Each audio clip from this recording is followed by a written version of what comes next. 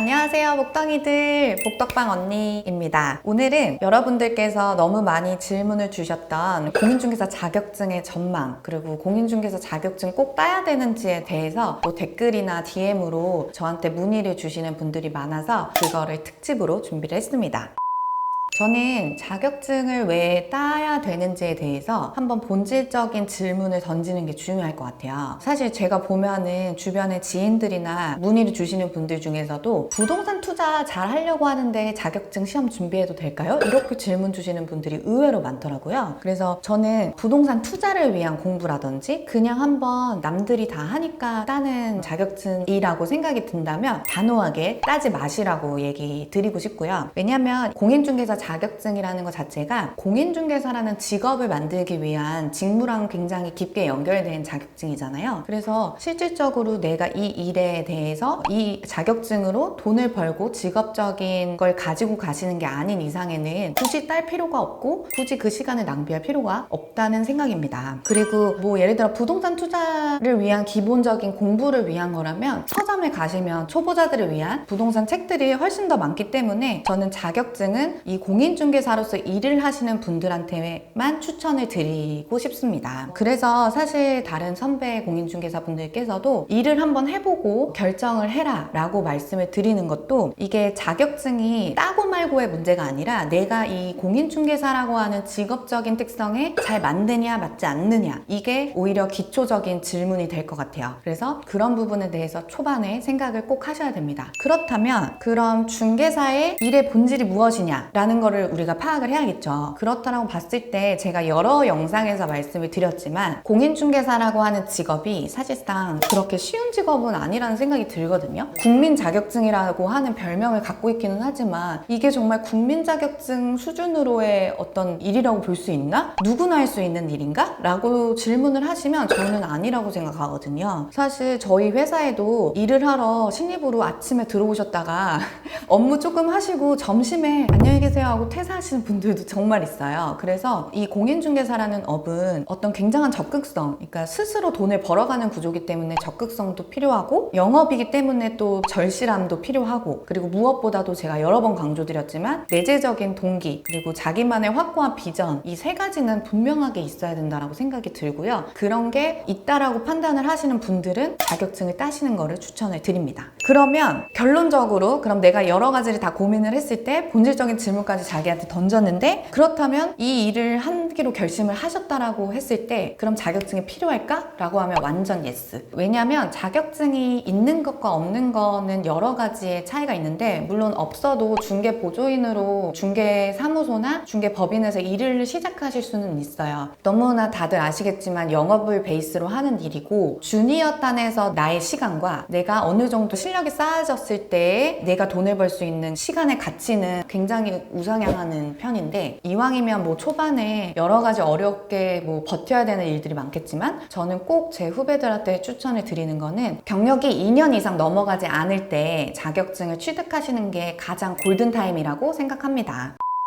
근데 요새 공인중개사가 레드오션이라는 말이 많잖아요. 거기에 대해서는 어떻게 생각하세요?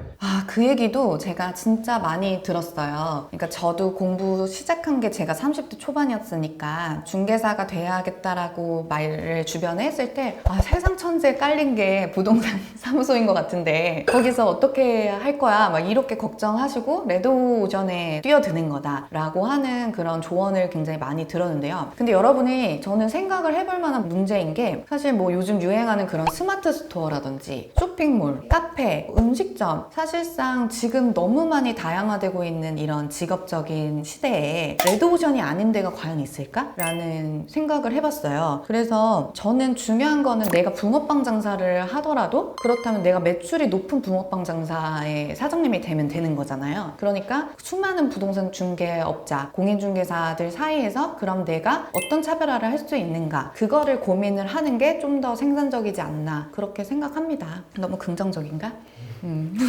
아무튼 저는 개인의 역량에 달려있다라고 생각합니다. 제가 또 궁금한 게 있는데 네. 공인중개사 자격증이 없어진다는 뉴스를 본 것 같은데 그것도 진짜 맞는 말인가요? 정확하게 말하면 공인중개사 없이 거래할 수 있는 시스템을 만들겠다라고 하는 게 정부 어떤 무슨 구체적인 계획은 아닌데 그냥 그걸 던졌어요. 그런 말을. 그래서 중개시장에서 좀 혼란이 있었는데 반발도 좀 있었고 되게 민감한 내용이라고 생각이 들어요. 근데 또 생각해보면 시대의 흐름이라는 게 분명히 있고 부동산도 요즘은 프롭테크라 그래서 부동산이랑 IT 같은 게 결합돼서 직방이나 호갱노노 같이 아파트 같은 거에 대한 실거래가를 내가 바로바로 알 수 있고 매매 시세를 내가 바로 알 수 있고 집을 보는 것도 직접 가지 않더라도 집을 보고 거래를 할 수 있게 하는 그런 다양한 IT 플랫폼 서비스들이 많이 나왔잖아요. 그래서 이 중개 시장도 되게 많은 변화를 겪고 있고 또 변화가 올 거라고 생각을 하는 게 맞을 것 같아요. 아예 뭐 우리는 우리끼리만 보수적으로 생각을 하기보다는 어쨌든 변화에 순응은 해야 되는데 그렇다면 저는 아파트라든지 오피스텔 그리고 뭐 작은 원룸 같은 그런 전월세 시장 같은 경우에는 정형화하기가 쉽잖아요. 매물이 막 다양하지가 않고 정형화하기 쉬운 매물이라고 하고 그거에 대한 중개에 대한 리스크가 적을 때 거래에 대한 리스크가 적은 매물들은 뭐 지금도 직거래로 하시는 분들이 있는 걸로 알고 있는데 뭐 직거래나 그런 시스템 자체를 막기는 어려울 것 같아요. 먼 훗날에 중개사 없이도 그렇게 거래가 될 수 있는 시대가 올 수도 있겠다. 뭐 아쉽지만 그런 생각을 안 할 수가 없어요. 근데 저는 이 부동산 거래라는 게 우리가 물건을 그냥 사고 내가 마음에 안 들면 그냥 가서 환불하고 이렇게 하는 그런 단순한 거래가 아니라 부동산 거래라는 건 소유권을 이전하고 이해관계나 어떤 민법적인 분쟁 사유 혹은 쟁점이 너무 다양한 거래거든요. 그런 되게 디테일하고 중요한 문제까지 AI라는 어떤 시스템이 대체하기는 어렵다고 생각하고요. 그래서 특히 저도 제가 지금 빌딩을 주로 이제 중개를 하고 있는데 빌딩 같은 경우에도 임대차 문제나 건물을 관리하는 문제 등 굉장히 다양한 쟁점들에 의해서 매수자, 매도자 혹은 임대인, 임차인들이 중개사의 조율을 필요로 하는 경우가 많습니다. 그래서 저는 결론적으로는 중개사 없이 거래할 수 있는 시스템이 언젠간 만들어질 수 있고 정형화되거나 리스크가 적은 매물에 대해서는 고객들이 원한다라면 그렇게도 거래가 될 수 있는 시대가 언젠가는 오지 않을까. 하지만 공인중개사라는 직업 자체를 없애기는 힘들 거다. 왜냐면 거래에 있어서의 리스크와 전문성을 요하는 그런 부분들이 더 강화가 될 거라는 생각이고요. 그러니까 즉 실력 있는 중개사 그리고 고도의 전문성을 요하는 중개사를 시장에서 필요로 하는 시대가 올 거라고 생각이 듭니다. 그래서 그렇게 공부를 해야 됩니다.